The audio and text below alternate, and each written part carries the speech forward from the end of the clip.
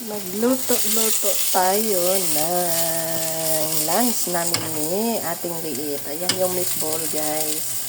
Galing sa IKEA. Tapos ito yung ginagawa kong sauce. Yung karne, sibuyas, bawang. Tapos yan, lalagay ko yan. May fresh tomato siya, cherry tomato, para matamis, masarap matamis.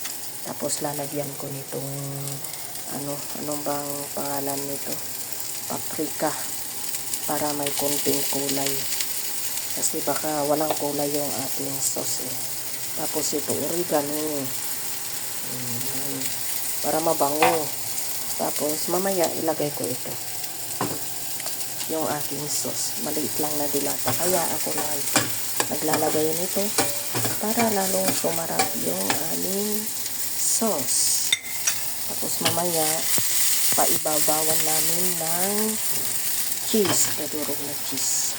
So guys, madali lang magluto si ating Ribayan ng sauce. Napakadali.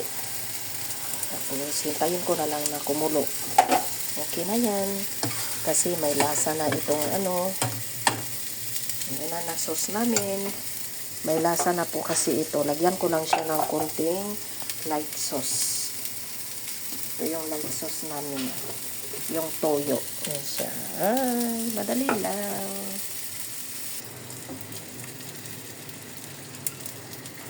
Pag kumulo ito, okay na. Mamaya, pagdating niya, saka namin lalagyan nito. At saka yan. At saka cheese. Ayan, pwede na. Pwede nang kumain. Ayan siya guys, nilaga ko lang to. Thank you for watching.